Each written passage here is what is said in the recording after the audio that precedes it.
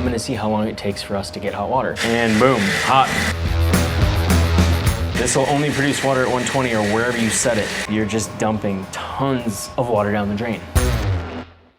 I'm Brandon Burrill, the owner and operator of Quick Water Heater. In this video, I'm going to show you how a recirculation system works using a FLIR thermal imaging camera.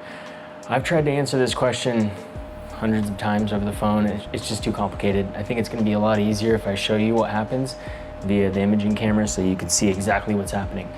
This loop here is 95 feet. It represents what your house is like. Because our wall here, our demonstration wall is small, it's only 12 feet wide. Technically, the water heater is a foot from the faucet, so we need to extend the line to replicate what it's like in your house. So what I'm gonna do first is we have the water heater off, we purged all the hot water out, we have the recirculation off. I'm gonna see how long it takes for us to get hot water, so let's get going. First things first, I need to plug this in. And I'm gonna turn the recirc line off so that it can't help it. Okay, so first thing, I'm going to turn the system on and get the recirc going. And what it's doing, there's no water on, but it sounds like it's running, and it is. It's using the recirculation pump that's built into the water heater to basically pull the water heater in through the heat exchanger, back down this pipe, and then it's gonna start heating up the coil. So I just turned the system on, so it's gotta basically kick on and get going, but I'm gonna know here, about 2 seconds, okay. So the flame's on, I can feel the hot pipe getting hot. Now let's see how it works. So if you look at the imaging camera, you're gonna see the water heater, no fixtures are on, and it's already starting to pump the heat through the line. So it's gonna assess, is it hot, is it not? It'll test the water, turn back on or turn off. So you're seeing the coil start to glow, and you can see that some of the parts are not hot yet. So this is a setting where you can control when you want this feature to come on and off. Like if you're going to work every day, there's no reason to heat the line. If you're a night bug and you want it to come on at 4 o'clock in the morning, then you can do that. Or you can have it running all the time or never, whichever you like. So now you see that coil just slowly heating up there. So now the system is doing its thing again where it's gonna turn off, check the temperature. It's gonna realize it's still not fully hot and it might come on one more time. Okay, so now for the actual test, let's aim this into the sink. And now I'm just coming into my bathroom and I wanna get hot water, turn on the faucet, and boom, hot, instantly hot.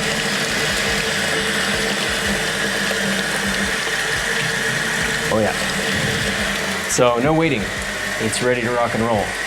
You can see about 118, the water heater's set to, there it goes, to 120. So the water heater's set at 120, water coming out is 120. That's something to note as well. This will only produce water at 120 or wherever you set it. A tank water heater can vary dramatically. Okay, so now that we've done that, now let's unplug the water heater and let's purge all the water out. So let's cool down the hot line, and then I'm gonna show you how long it takes without the recirculation pump. So we have to get that coil to cool down. So essentially, this is what would happen when you go to work and the pipes cool down.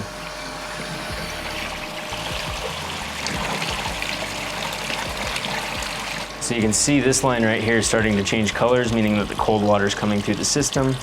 I'm just gonna chill the whole coil down, which takes a lot of time. In the meantime, what you're hearing is the condenser on the heat pump water heater cranking away, being loud and annoying. So I built this whole wall. I've got extra ports here to drain down the system quickly. If we were just using the shower head, it would take a lot longer.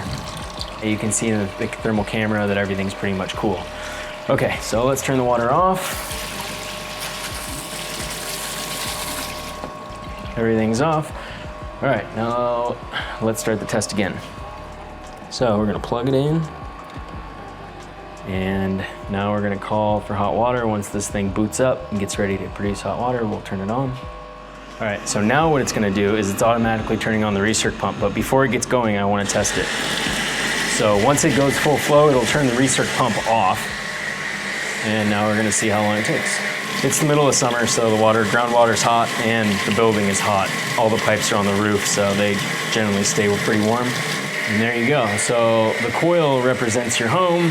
This is gonna be running through your attic, through your walls. And this is all water that's just going down the drain while you're waiting for it to get hot. So this is a 2 gallon per minute faucet head. Oh, I took the restrictor out, so it's probably more like 4. The issue is you gotta heat up all the pipes. You gotta heat up the coil, all the copper, the water heater, heat exchanger, everything needs to get hot before it's gonna balance out and reach that 120. But still, this is when you're gonna start adjusting your shower head, trying to get it just right. When you have a recirculation system, the system's primed, the pipes are hot, and the water's consistent out of the gate. All right, we're pretty much there. 118 is close enough. So when you don't have a recirculation pump, you're just dumping tons and tons of water down the drain. So you can get a Navien A model that has a recirculation pump in. If you are not a fan of tankless, you can also get a regular tank water heater like this one, which has a pump attached to it. They essentially do the same thing, it's just a different style of heating. So I hope this video has been helpful for you. Again, it's been a pain to try to explain this to customers over the phone, so I built this whole demonstration wall so that you can see what it is. If you liked the video, you found it informative, give me a thumbs up, thumbs down, give me a comment. If you have a question, leave it in here. If you have another video that you want me to do, let me know in the comment section. If you are in San Diego, we take care of everything water heater and water filtration. If there's anything you can do for us, visit our website at quickwaterheater.com or call us on the phone number above. Thank you for watching, and we'll see you in the next video.